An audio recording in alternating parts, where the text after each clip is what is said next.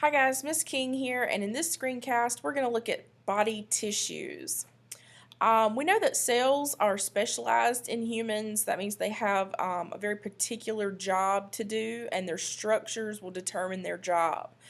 When those cells get together and they start working together, they form what are called tissues. There's four primary types of tissues: epithelium, connective, nervous, and muscular. And in this screencast, we're going to look at epithelial tissues.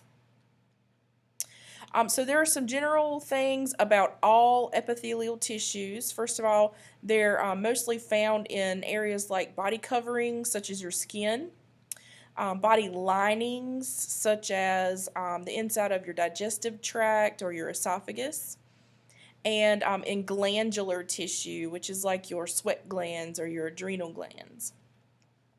All epithelial tissues also have similar functions. They're either going to protect something, absorb something, filter something, or secrete something. And most epithelial tissues have these general characteristics. They're very closely packed together. They always have one free surface called an apical surface, and they're bound on one side by what's called a basement membrane. Most epithelial tissues are avascular. That means they don't have any blood supply.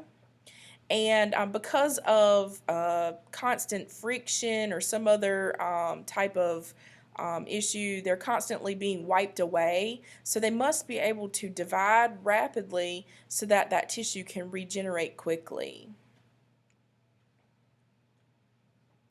Glandular epithelium in particular, a gland is one or more cells that secrete some kind of product like mucus or sweat or hormones. And there's two major types of glands. An endocrine gland means that it's ductless and it secretes hormones. An exocrine gland is a type of gland that the secretion is going to be emptied through a duct, which is a tube, and these are going to be things like sweat and oil glands. When we talk about epithelial tissues, there's a specific way to classify them and name them. So the first part of classifying an epithelial tissue is looking at the number of layers that it has. Simple epithelium means that it has one layer, and this is what one layer would look like. And stratified means that it has more than one layer. So this would be what a stratified tissue would look like. You can see multiple layers of cells here. There is a special type of epithelial called pseudostratified. And what's special about pseudostratified is that it appears to be many layers or multiple layers, but actually it's only one layer because the nuclei are kind of scattered through the cells, and they just make it look like there's more than one layer, but there's really only one layer. For the shapes of those cells, for classifying, we will have what are called squamous cells. Squamous means that they're flat cells, and this is what a squamous cell would look like. We have cuboid-shaped cells. Cuboid-shaped cells are square-shaped. And columnar-shaped columnar-shaped cells are shaped sort of column-like or rectangular. When we name epithelial tissues, we have to take those classifications into consideration. So usually the first word will be the number of layers, so simple or stratified, pseudostratified.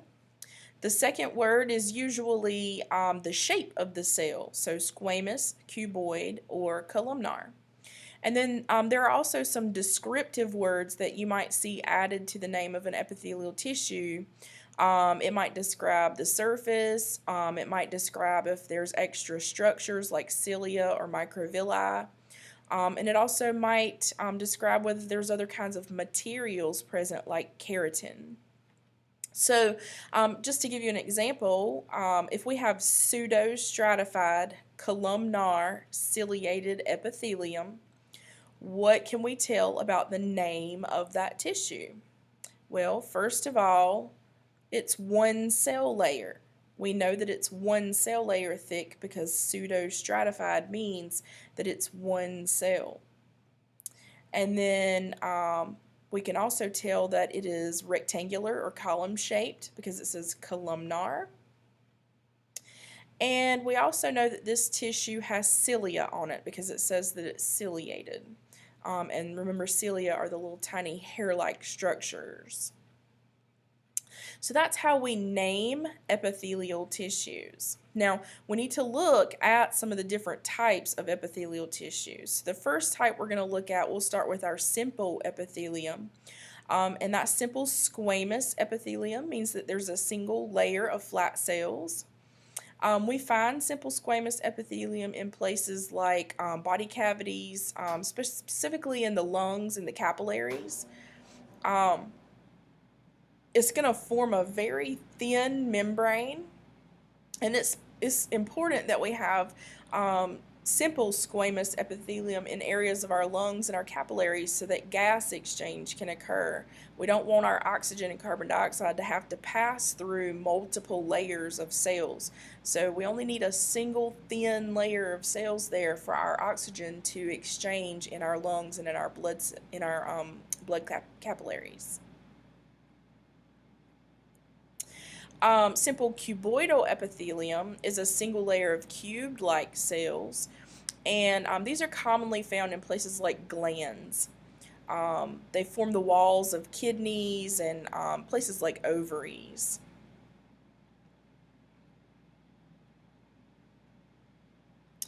Simple columnar epithelium is going to be found in places like the digestive tract. And this is a single layer of rectangular shaped cells.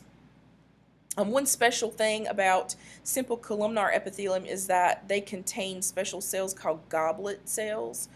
This is a goblet cell right here, this white circular looking thing. And these guys are important because they produce mucus. And that mucus allows food in particular to just slide past the tissue layer as it goes through your digestive tract.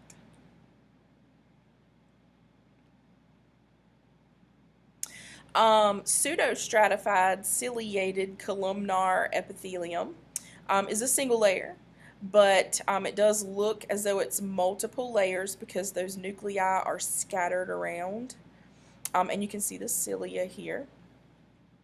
And these are found usually in areas like your respiratory tract, sometimes in the esophagus, and their main function is to deal with absorption and secretion.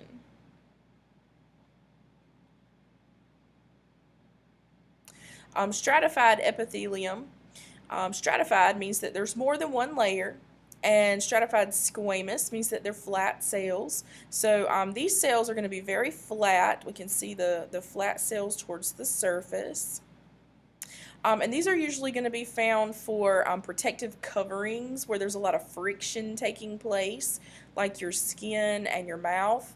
For example, every time you touch your skin, you're wiping off cells. So we need those cells to be thin, and we need them to be able to replace themselves pretty quickly so that we don't wipe all of our skin off. All right, and then we also have stratified cuboid and stratified columnar. Both of these are pretty rare in the human body, so we don't see them in many places, but mostly we see them in the ducts of very large glands. And that's our epithelial tissues. Be prepared when you come into class to look at some tissues in the microscopes, and we're going to make some drawings.